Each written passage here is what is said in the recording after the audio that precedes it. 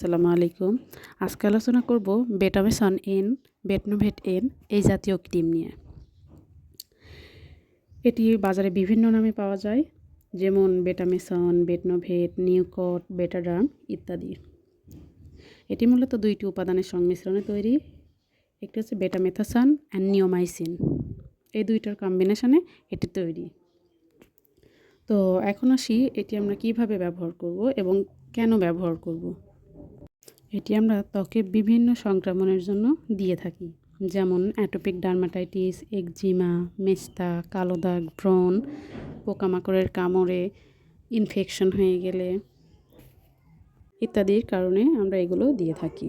তো এটি ব্যবহারের নিয়ম: রাতে ঘুমানোর আধা ঘন্টা থেকে 1 ঘন্টা আগে।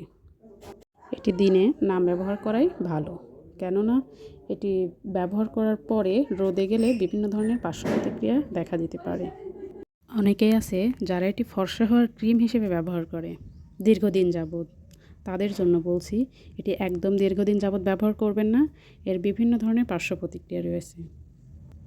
এর মধ্যে যে বেটামেথাসন উপাদানটি রয়েছে, এটি মূলত স্কিনে অ্যাট্রোপি করে ফেলে।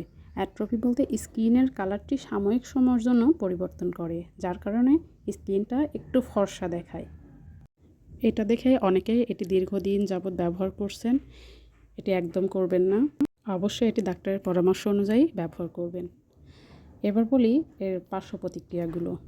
এর পার্শ্ব প্রতিক্রিয়াগুলো হলো স্কিন অ্যাট্রোপি, ত্বকে জ্বালাপোড়া, ত্বক পাতলা হয়ে যাওয়া, লাল হয়ে যাওয়া, শুষ্ক হয়ে যাওয়া, ছোটো ছোটো র্যাশ ওঠা ইত্যাদি। তাই জন্যই বলছি, এটি ইচ্ছেমতো যে কোনো সময় যে কোনোভাবে অবশ্যই ব্যবহার করবেন না।